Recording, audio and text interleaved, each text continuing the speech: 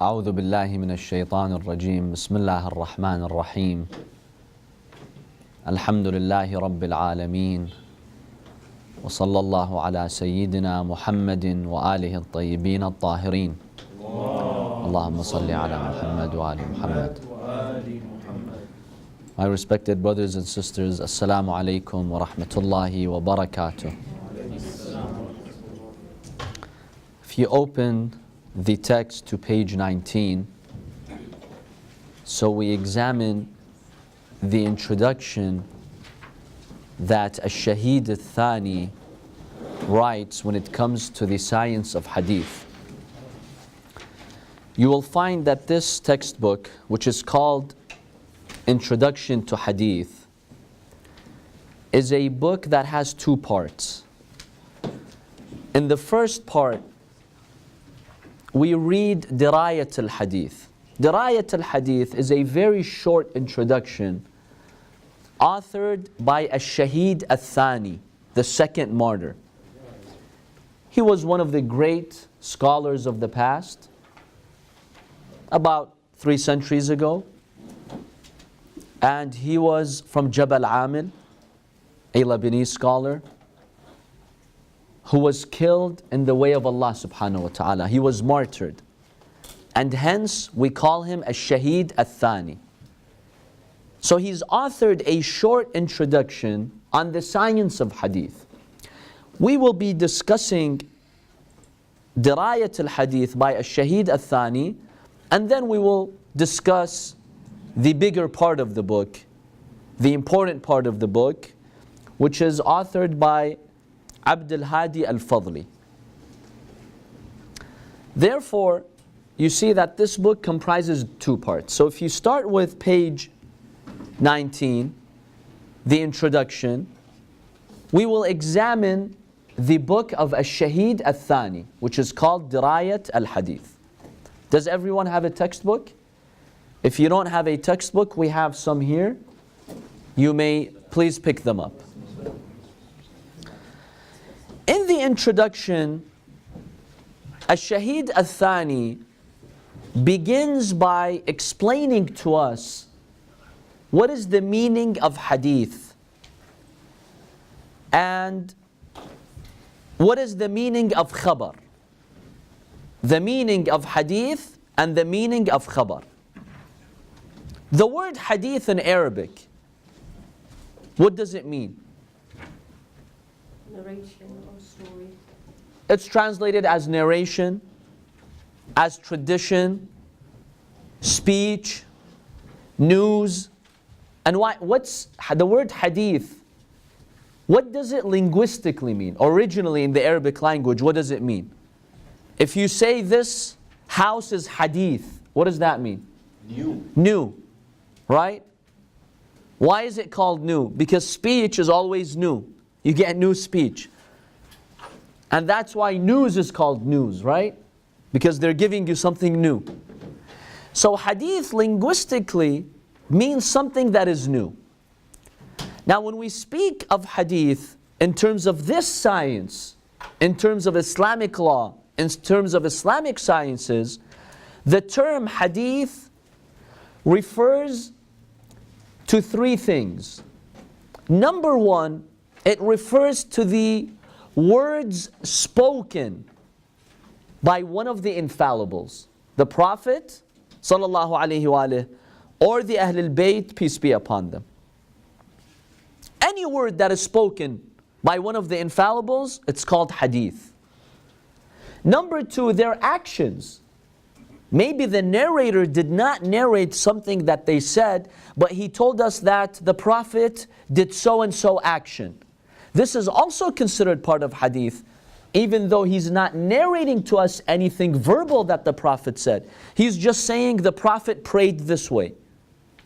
The Prophet did Hajj in this manner. This is also Hadith in the science of Hadith. So the actions of the Prophet and the Imams are also proofs for us.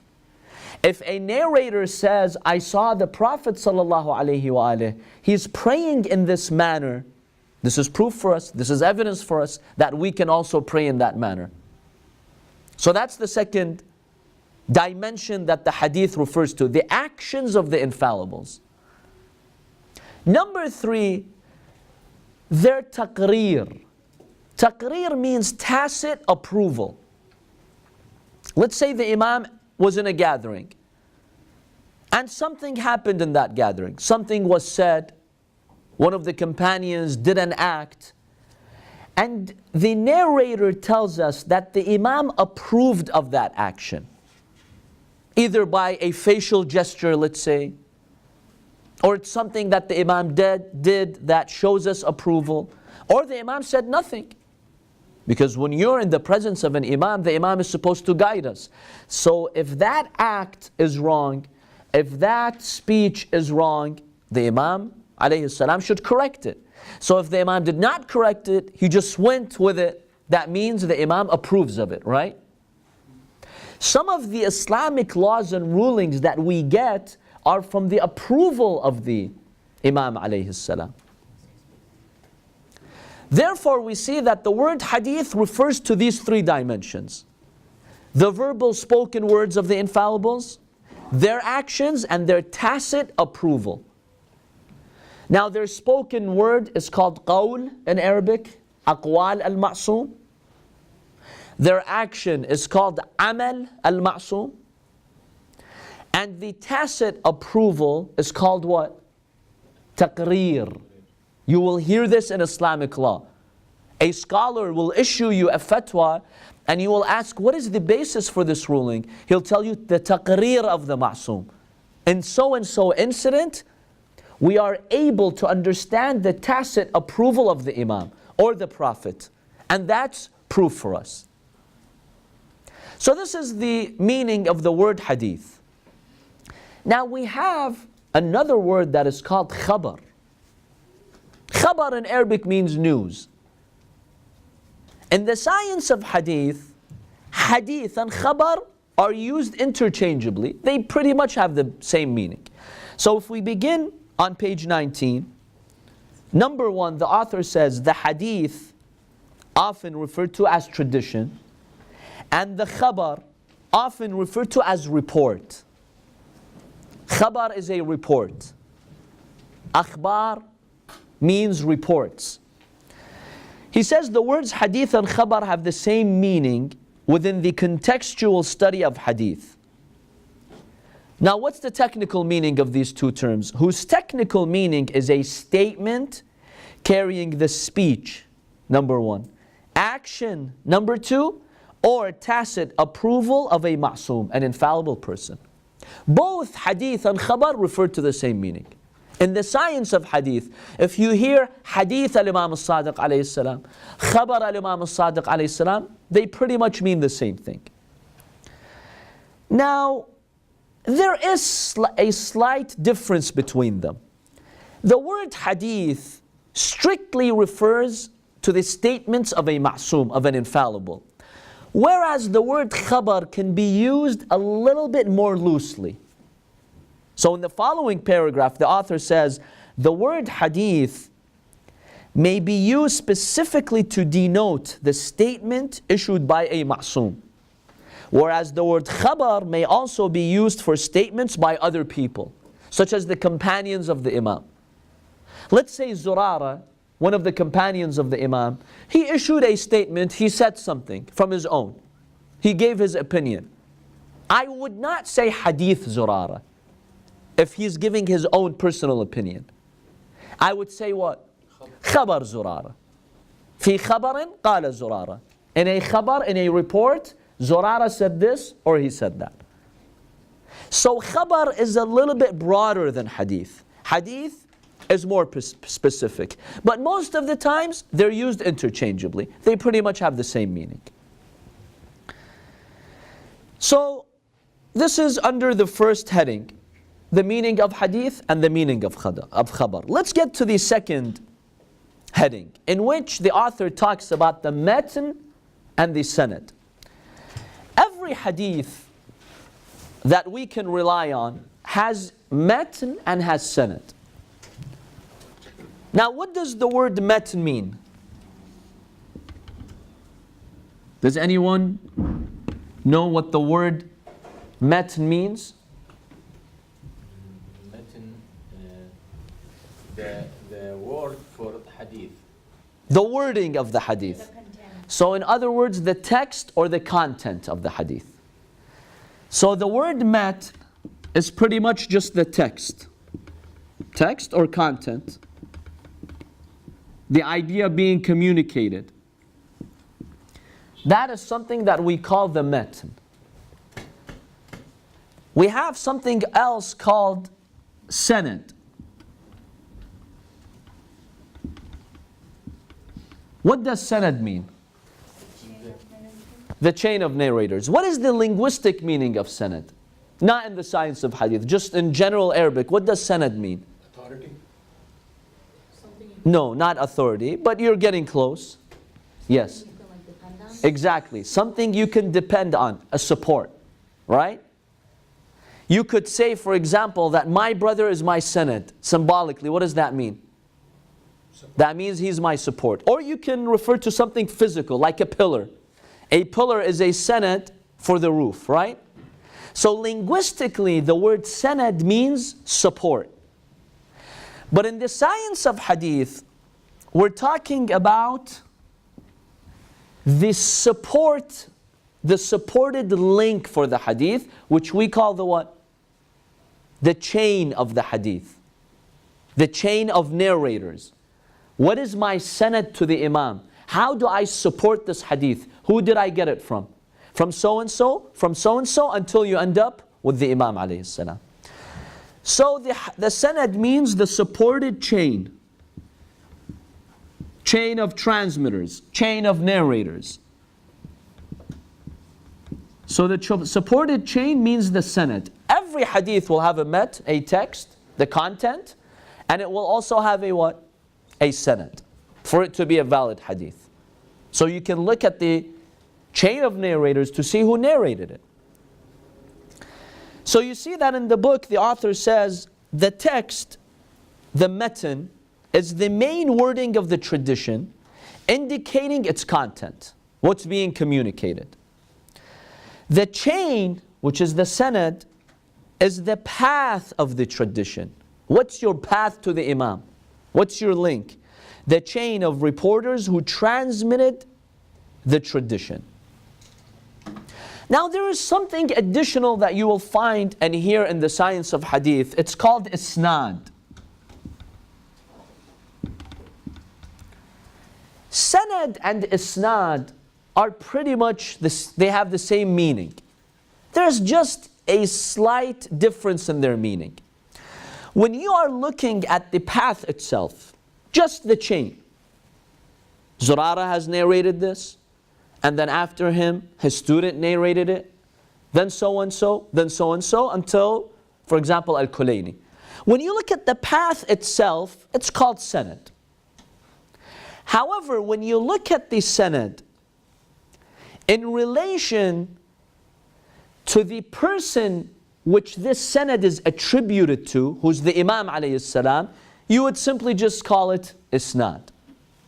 So it's the same meaning really, but isnad just adds another dimension or factor, and that is the person whom you're supporting the chain to, whom you're linking the hadith to.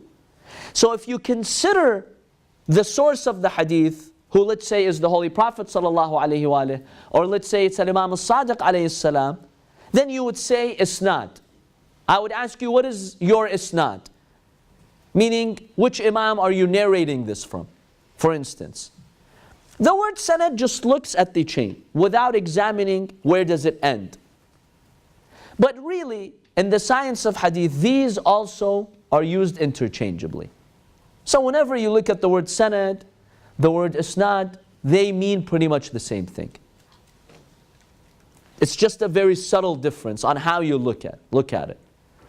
To give you another example, scholars use this example. When we say, for example, a verb in Arabic, like at-tawaddu. Sometimes you look at the word at-tawaddu or wudu, and you only examine the act itself. without considering an actor, a subject. The act of wudu itself. I don't have any actor in my mind, any subject in my mind. I am just focusing on this act of wudu. Sometimes you will consider also the subject, such as if you visualize someone who's doing a wudu. It's pretty much the same thing, but you're just looking at it from a different angle. So when you say isnad, you are actually considering the link to a person, to a ma'soom. You're also considering that dimension. Whereas when you just say sanad, just the link itself, without taking into consideration where does it end, who are you supporting the chain to. It's a very subtle difference, but it really does not make that much of a difference. So for now, sanad and isnad mean the same thing. We're just talking about a chain of narrators. So the author, that's what he explains in the following paragraph, that there is a very subtle difference between the chain in terms of the sanad and the isnad. That's why if you look at the wording, this is how it's been translated. The chain, sanad, is the path of the tradition. Whereas the supported chain, the isnad, is a chain of transmission that can be traced all the way back to the Prophet or the Imam or anyone else. So now we're considering, where does the chain end at? What is the source of this chain? So that's just a subtle difference really. But in reality they mean the same thing. Sanad and isnad are pretty much the same thing. Let's go to the next heading, which is the categories of the report. Whenever you examine a hadith, a report, it falls under two categories. One way of classifying a hadith or categorizing a hadith is by saying that this hadith is mutawatir or this hadith is khabar wahid. We'll explain what this means. The report, this is on page 20 now. The report as an entity itself may be either true or false. Any report could be true or false, right? Regardless of the honesty or dishonesty of the person who utters it. Someone who is honest, a narrator who is honest, can give you a false report, right? Let's say they made a mistake, or sometimes in that specific instance they chose to fabricate a hadith.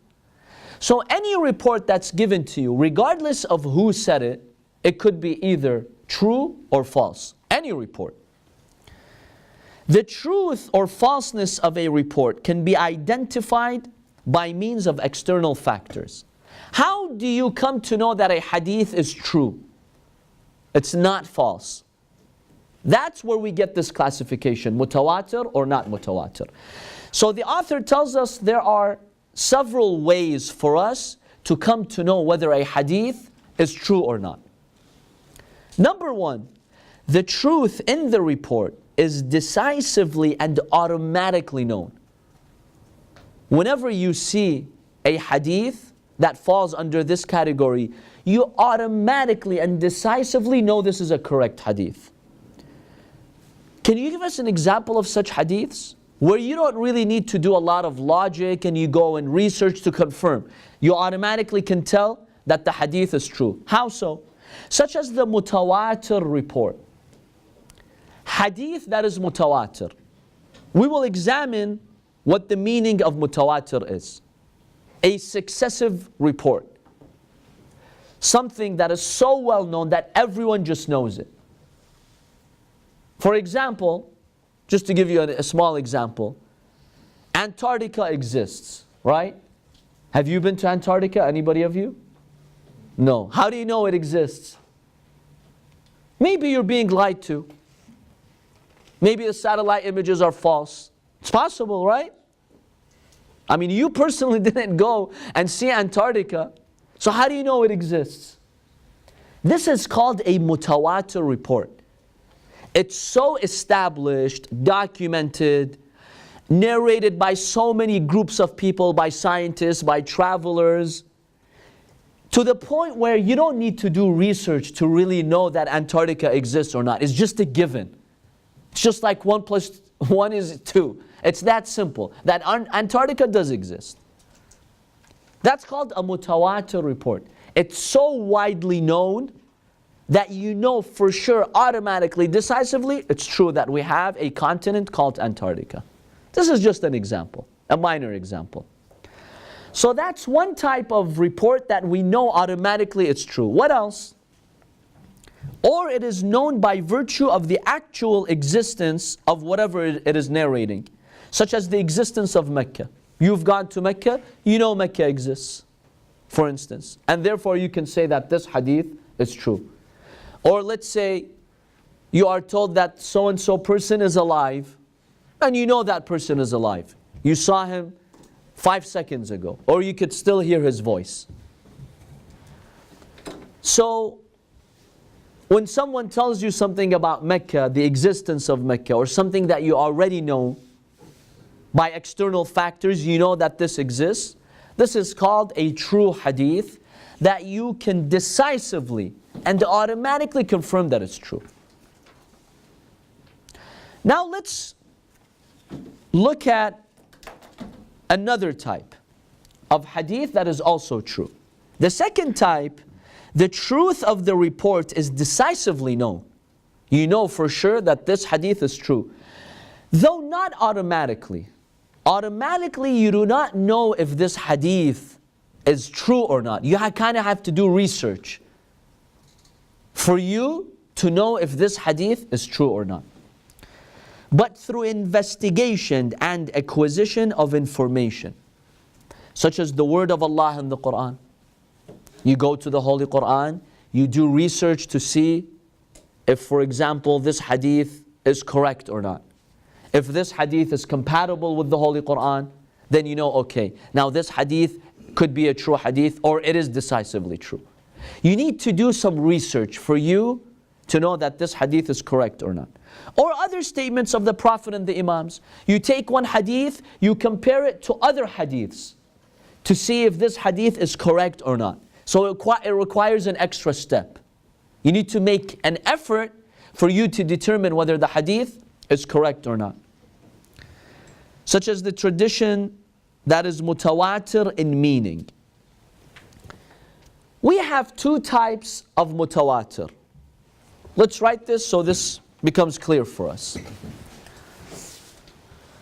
We have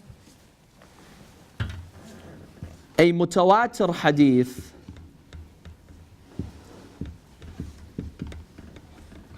when you hear the word mutawatir, it usually refers to this type of hadith. Motawatir, in terms of the words being transmitted to us. In Arabic we call it Motawatir lafzi.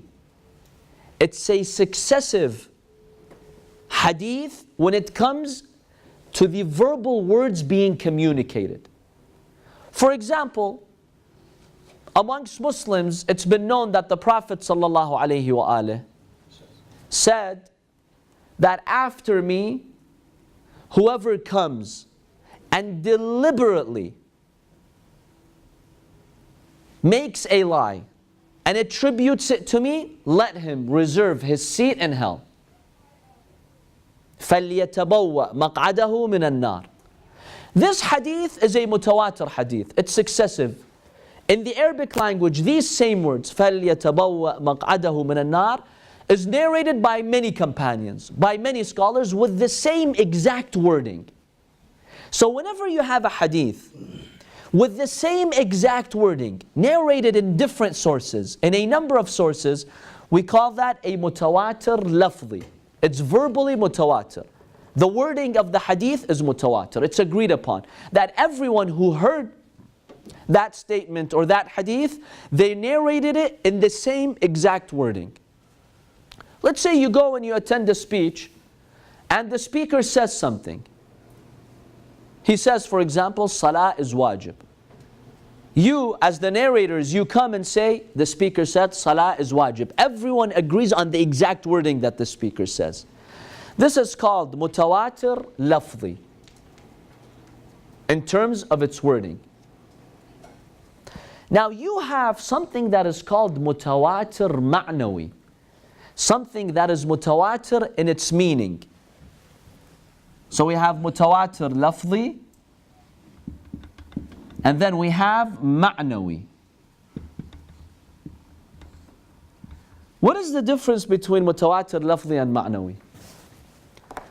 Motawatir al-ma'nawi is that when you examine all these hadiths that speak about a case or an issue, they don't agree on the exact details or wording, but they all agree on one general idea that is being communicated. Let me give you a couple of examples. For example, when you look at the hadiths about the battles in Islam and the role of Imam Ali alayhi salam, the hadiths could be different. They could have different details. At Badr, Imam Ali ibn Abi Talib, how many pagans did he kill? One hadith could tell you 40, one could say 50, one could say 45. There's some discrepancy there, right? How did the Imam kill them? Was he riding on a horse? Was he standing on his feet? Was he carrying the sword of Dhul Faqar? Was he carrying another type of sword? You get hadiths with slight variations, right? Now, if you want to look at each exact detail, there are variations, there are differences. But all of these hadith agree on two issues. First of all, that Imam Ali was there in the battle. They all agree on that point, even though they disagree on some details, but they all agree that he was there. Number two, you could deduct from all these hadith, you can conclude from all these hadiths that Imam Ali alayhi salam was brave. We call this a mutawatir ma'nawi, a mutawatir in meaning. Now this requires an extra effort. You have to go analyze all these hadith that are speaking about that case, see the differences and see the area that they all agree upon. You see how this requires an extra step. Whereas the first type of hadith, Antarctica exists. You don't need to do any research. This is just well known for everyone. Or you see all the hadiths, they say the Prophet ﷺ says, فَلْيَتَبَوَّأْ مَقْعَدَهُ مِنَ النَّارِ. Hundreds of hadiths saying this exact wording. That's it. You don't really need to do any more research than that. It's a given that the Prophet said it. Whereas when it comes to the mutawatir ma'nawi, the mutawatir in meaning, what does it mean? It means that all these hadiths, they agree on one idea, but the details could be different. Another example that scholars have mentioned is the punishment in the grave, in the barzakh, in the purgatory. We've got many hadiths. You know, they may differ in detail. One of them is attributed to the Prophet. Let's say he was passing by a grave and he said this person in the grave because of their sins is being punished. Al-Imam al-Sadiq alayhi salam says, you know, another thing, that if you commit this particular sin, you'll get punished in the grave. Al-Imam al-Kadhim alayhi salam, he talks about another sin. And he says, if you commit that sin, you get this punishment in the grave. Now each hadith is talking about one angle, one issue, one type of punishment, one type of sin. But they all agree that what? There is punishment in the grave. There is adhab al-qabr. So is the mutawatir ma'nawi clear? Or do you have any questions about it? See, when it comes to this hadith by Imam al-Sadiq, let's say he says, the one who disrespects his parents will be punished in the grave. This hadith by itself is just one hadith that we have in the books. Can you automatically say, okay, Imam al-Sadiq said it 100%? No, you can't. Maybe the narrator fabricated it. We have to do research about the hadith to see whether the Imam said it or not. There is really no one hadith you can point your finger to and say, I can swear by Allah that the Imam said it. We don't know. Maybe the Imam said it. You know, if someone who's reliable, he comes and he tells you something, even though you want to trust this person and you believe in them, but can you say 100% that this is true? Or maybe they made a mistake. So there is always the possibility of narrators making mistakes, right? So if you look at that hadith by Imam al-Sadiq alayhi salam, in which he supposedly says that if you disrespect your parents, God will punish you in the grave. Then another hadith by another imam says, okay, if you don't pray, then you will be punished in the grave. Each hadith by itself, you don't have certainty that the imam said it. But from all these 50, 60 hadiths that speak about the punishment of the grave, you have yaqeen, you have certainty that what? There is punishment in the grave. That I can confirm. There's no doubt about that. Because I have tens of narrations that speak about this topic of punishment in the grave. Even though I can't verify that each one of them is correct, but it's impossible that all of them are fabrications. I'm sure that some of them must be correct. I don't know which ones, but I can confirm to you that there is punishment in the grave. So is this mutawatir ma'nawi, the mutawatir in meaning, is this clear? Any questions about it? Any observations about it? So this requires an extra step. You have to give more effort to verify whether a hadith is authentic or not. So he says that such as the tradition that is mutawatir in meaning and the report that is linked to associated evidence proving its sound origin. In Arabic we call this qara'in, clues, external factors. The hadith is only one hadith, but when you go and do research, you come to the conclusion that this is a correct hadith. When you look at the circumstances in which the hadith was narrated, you compare it to other hadiths, you compare it to the Quran, how did the early companions or scholars treat this hadith? You look at a number of factors, and upon examining these various factors, you come to the conclusion that this hadith must be correct. This is called qara'in, jam' al-qara'in in Arabic. So, whenever we're looking at a hadith, that's how we know that a hadith is true, 100%. Either it's mutawatir, it's successively narrated, or you take it a step further, you compare it with the Quran, with the hadith. It could be mutawatir in meaning, and then you could say this hadith is correct. This is just a general idea being presented here. Now let's examine what a mutawatir hadith is, because we are using this term, mutawatir. What does it mean? How does a hadith become mutawatir? That's under the heading number 4, another classification. For us to know whether a hadith is true or not, one way to determine that is to know if a hadith is mutawatir or not. A successive hadith, mutawatir in English, is translated as a successive report. What is a successive report? A successive report is any hadith which such a high number of people narrated it, such that it was impossible for them to conspire and agree to forge the hadith. And this gives you yaqeen, certainty that the hadith is authentic. Let's give an example. When you look at the event of Ghadir, until today, after 14 centuries, and the Ghadir is so sensitive. So throughout history there have been many efforts to erase Ghadir from our books and the significance of Ghadir. Yet, after 14 centuries, today we have 110 paths to the event of the Ghadir. So we have 110 companions who have witnessed that they were present in Ghadir, and the Prophet ﷺ, he said, "Man kuntu mawlah, fahadha Aliyun mawlah." Whomever I am his mawla, I have authority over, Ali is his mawla. 110. Now when you examine these 110, they were not related to each other, they did not come from the same city, they did not even know each other. Now you're analyzing this event. You ask yourself, is it possible that these 110 decided to make up this event?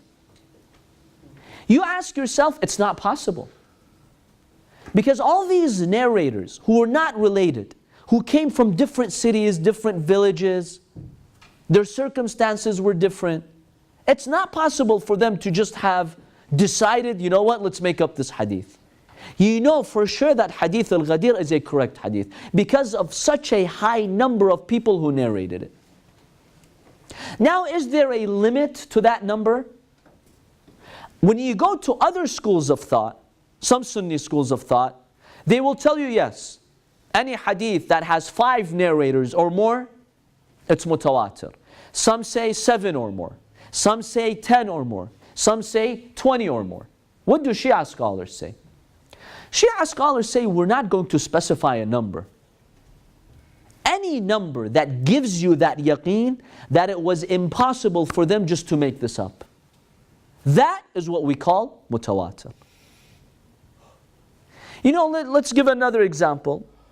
Let's say there was an eclipse, a natural disaster, a volcanic eruption.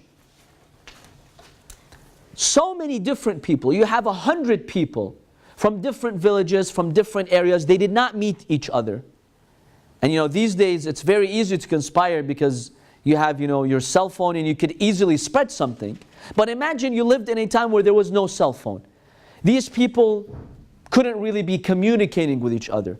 You had 100 people from different areas and villages. They don't even know each other. They did not meet prior to this, you know, testimony to make this up. They come and they witness to you. You know what?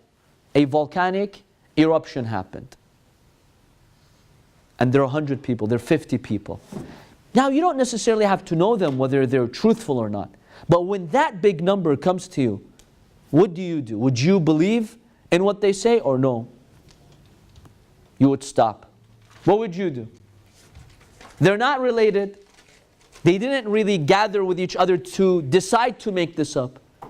They just randomly came from different villages. There was no prior communication and they witnessed this for this event. Would you accept their testimony? Yes. You would accept their testimony. Now, is there a particular number? We can't put any number. I can't say, oh, if 19, I won't accept, but if 20, I'll accept. This is just based on, you know, how you get yaqeen, on the nature of the issue. Some issues, maybe 10 people, if they tell you, you get the yaqeen. Some issues, maybe you need 20 people, 30 people. So, this is the meaning of mutawatir.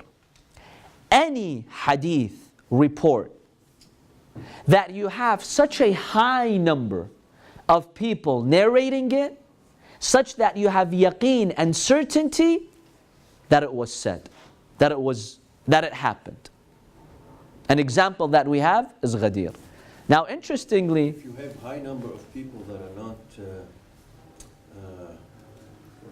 reliable, can you rely on that? See, even if they're not reliable, how did 50 people decide to make up an event if they did not conspire, they didn't meet with each other before? They might have an interest in yeah, I know, but let's say, the whole tribe. see, if they're all from one tribe, that's not mutawatir. Because now you could tell, obviously they could sit together and conspire. That's why I said from different areas, so that you know that they didn't sit and conspire. There is no interest. So you're saying random people? Just random people, exactly. Random people who don't know one another. You don't even know if they're reliable or not. But you're like, look, it's impossible for them just to have decided, hey, let's make up this hadith. That's such a small coincidence. That doesn't really happen. It's impossible. Yeah, if they come from one village, from one tribe, it's very normal that they could make up something. Obviously, they have an interest. We're talking about just random people. That's what a hadith that is mutawatir. So you know for sure that it's authentic. Now, interestingly, with respect, by the way, to the hadith of Ghadir, Al-Fakhr al-Razi, the great Sunni scholar and exegete of the Quran, he has a tafsir, you know, Al-Kabir. When he talks about Hadith al-Ghadir, you know what he says? He says, I examined the source of the Hadith of Ghadir. I found 400 paths to it. 400. Today we have 110. But at his time, he had 400. Yet, do you know what he says? He says, but there's still something in my heart. I still can't accept it. Subhanallah. What does that tell you? When you have 400 paths, and you admit it, he still says, وَلَكِنْ فِي النَّفْسِ شَيْءٍ. Like Abu Sufyan. Allahu Akbar. Subhanallah. 400 paths.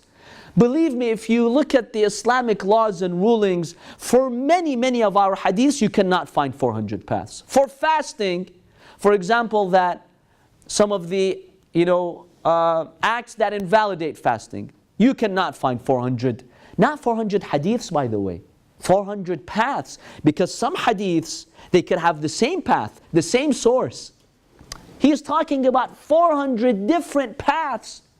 Yet, he's like, I'm just not comfortable with it. So who was he? Al-Fakhr al-Razi. It's very interesting, sometimes how this hatred towards Ahlul Bayt salamullahi alayhim trumps all reason and all logical discussions. Abu Sufyan started it before him with the Prophet. Abu Sufyan? Yeah, when he said when he was with Abbas, when the army was coming in Mecca, he said he doesn't believe in the Prophet. He's still... Yeah, he still doesn't believe. With all the signs and the miracles that he saw, he still doesn't believe.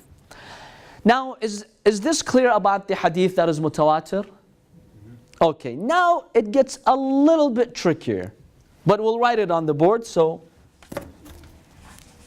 we know that it's correct.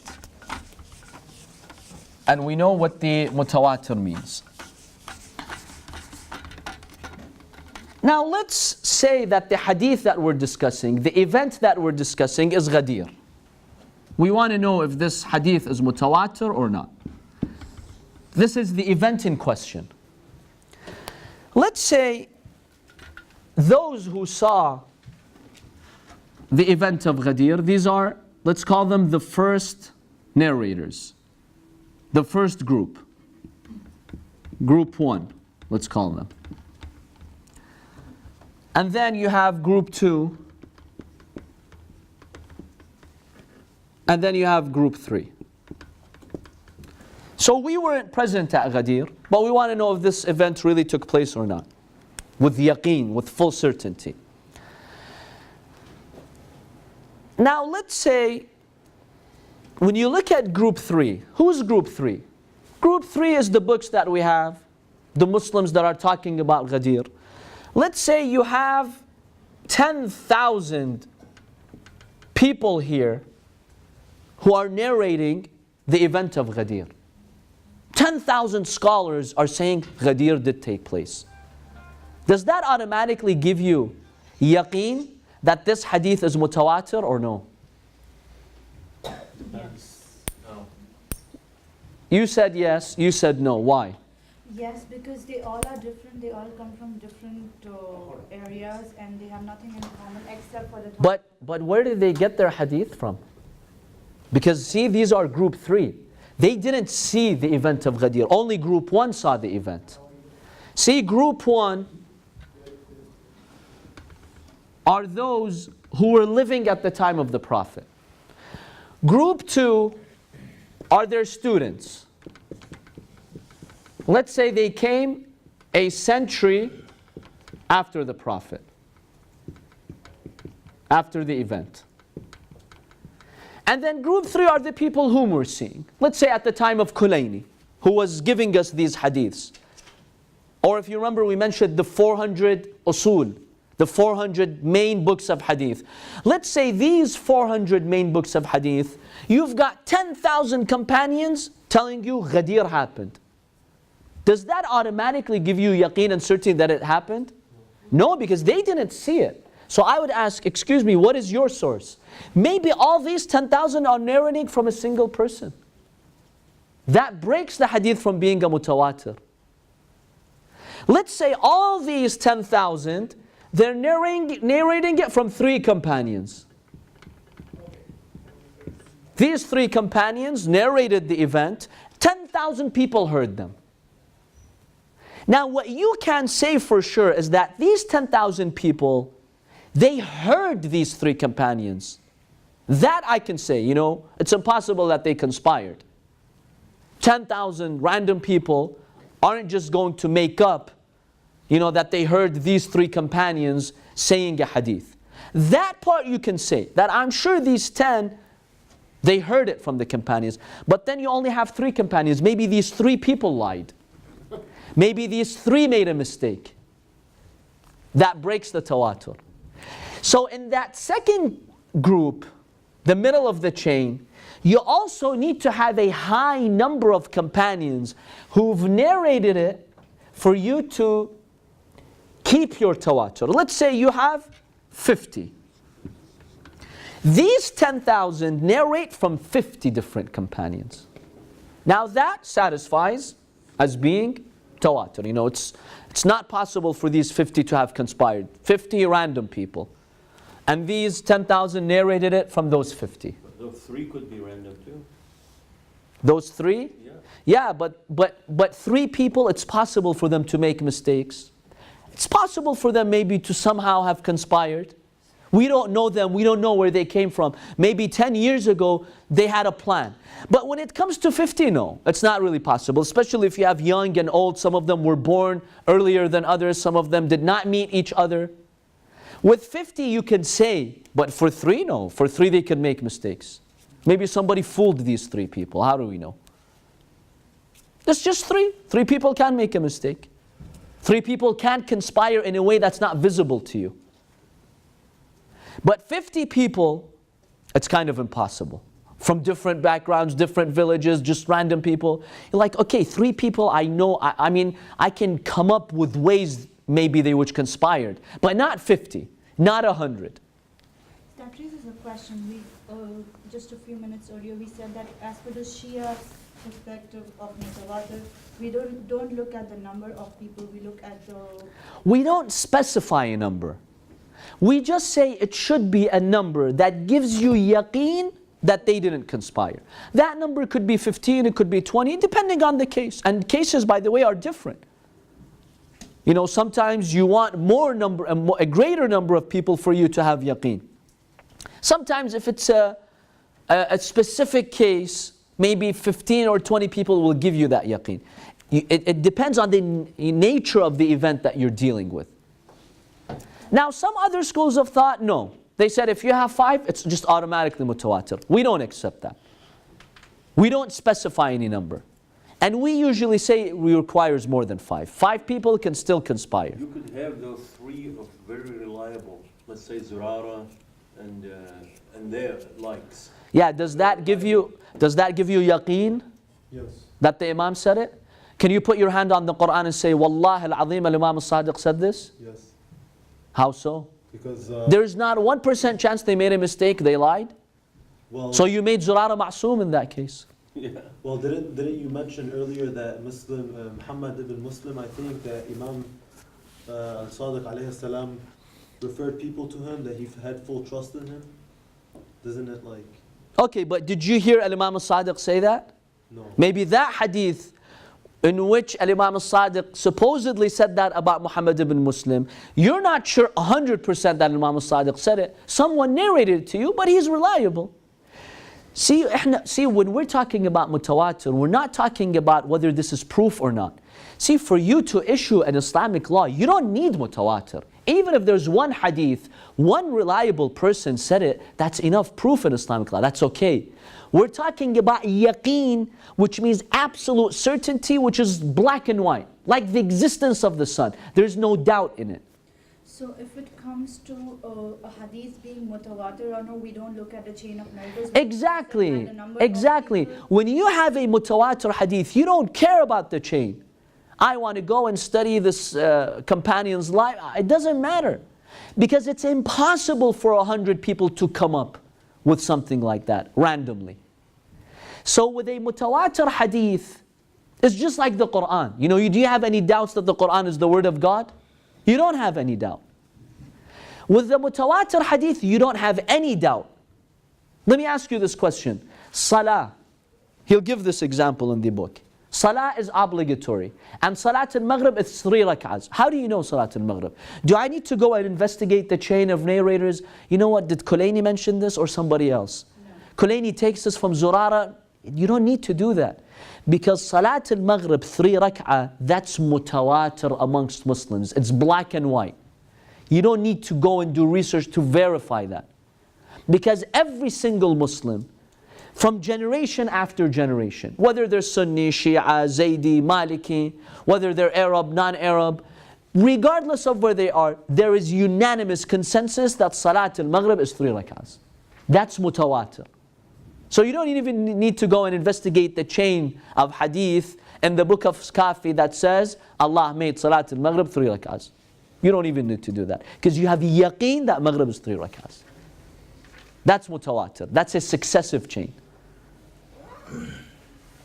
As far as mutawatir hadiths go, so are there books that actually define these are mutawatir hadiths? Yes, you will find some books that scholars will tell you this hadith, in my opinion, is mutawatir.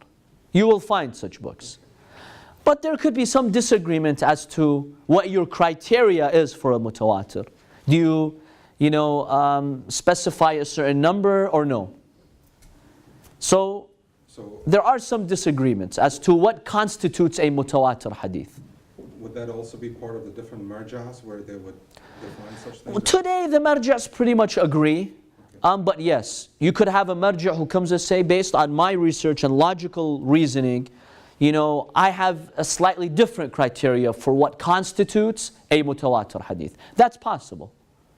But you as a scholar, at the end of the day, you have to have yaqeen, certainty, for you to call it a mutawatir.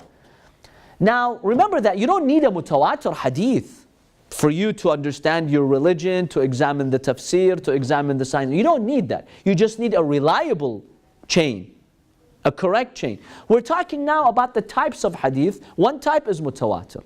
Now obviously you know that we don't have many mutawatir hadiths. Just the general principles such as salah, fasting, some events like Ghadir, like the Battle of Badr that it happened. Okay, that's mutawatir. So if you have 50 people here, let's go to the next step. Those people who directly saw the event of Ghadir. If you have 2 people who saw Ghadir, and they narrated it to 50, and those 50 narrated it to 10,000, is this a mutawatir hadith? No. Again, it depends who the 2 are. Doesn't matter who they are. They're not infallible. Because they saw the event. They could be anyone. You mentioned that it's still not a sufficient number. Maybe these 2 lied. Maybe they lied, they narrated it. Those 50 are not liars, but they tell you that, I heard this hadith from this person. And those 50 take it to see the myths that we have in history, the legends that we have. Today you could go to a city of 5 million people and they all believe in a legend. But when you examine, you're like, okay, what's the source of this legend? Oftentimes you won't find a source. Sometimes you find, okay, there was a storyteller 300 years ago, he made it up and then people just started believing in him. That's not mutawatir. In every stage, you need that sufficient number for you to say, I have yaqeen, this hadith is correct. So if it's just 2, no, that's not a mutawatir hadith. The tawatur is broken in this stage. Yes, if you have 20 people in this stage, and you do quick research about them. Okay, they were not part of the same village, they were not like family, friends, who had an interest in coming up with this. One of them is from Iraq, one of them is from Yemen. Just different companions. One of them came at the beginning of the Prophet's life and he said, I heard this hadith from the Prophet in which he said this. Another one came 10 years later and he met the Prophet and he says, I heard the Prophet say this. So random people, once you have 20, now you have what's called a tawatur. Because in every stage, there was no room for conspiracy, no room for fabrications, no room for lying. Even the 20, let's say you could classify them as nawasir. Those 20 specifically. Yeah, but when I look at the Prophet's life, I see someone meeting the Prophet in Mecca. and he's from Yemen. Someone else came from Syria, he became Muslim in Medina. They're not related, they have nothing to do with each other, they never even met each other, and I have not 20 of them. I'm like, it's impossible that they just made this up. It's impossible. Those 20 have a common belief, like... Yeah, if they have the common belief, that's fine. But I'm talking about random people. See, people throughout 20 years, if they come from different areas, and I don't suspect that they have a common belief. It's obvious that they didn't. You can tell, look, it's impossible that they did. Because let's say at the Prophet's time, there was no nawasib. Later they formed. So I can't say, oh, they're all nawasib. Just as an example. So when you examine that number and the circumstances, you could say this is definitely a hadith that is mutawatir. A hadith that is mutawatir is like the Quran. It's proof. It's certainty that the Prophet said it, he did it. Hajjatul Wada', the final pilgrimage that the Prophet made 2 months before he passed away. That's yaqeen, mutawatir. Hundreds of people narrated it in group 1, and then they transmitted it to hundreds of here, and then thousands in here, until it reached us. So is it clear how we get a hadith that's mutawatir? Now most of the hadiths we have in Al-Kafi and these other books, they're not mutawatir. It's really difficult to find a hadith that satisfies all this criteria. In every stage it's mutawatir. It's very difficult to get such a hadith. But do we necessarily need such a hadith? No. You don't need such a hadith. You read hadith a lot that say mutawatir, mutawatir. Yes. For example, the Prophet sallallahu alaihi wasallam, his hadith, "Man mata wa lam ya'rif imam zamaneh, aw wa laysa alayhi imam, mata mitatan jahiliyyah." This is a mutawatir hadith. Our scholars have said this is a successively narrated hadith because so many companions from different backgrounds transmitted this hadith to so many other people from different backgrounds. In every group, we have a sufficient number of people who narrated to us this hadith to the point where we can say 100% the Prophet said this hadith.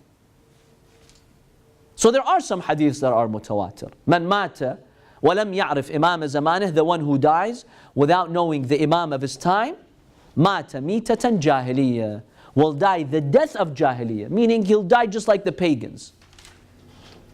This is a hadith that's mutawatir. So inshallah we'll continue into the hadith of the mutawatir. Then we'll look at the solitary hadith, anything that is not mutawatir, and then we'll take it from there.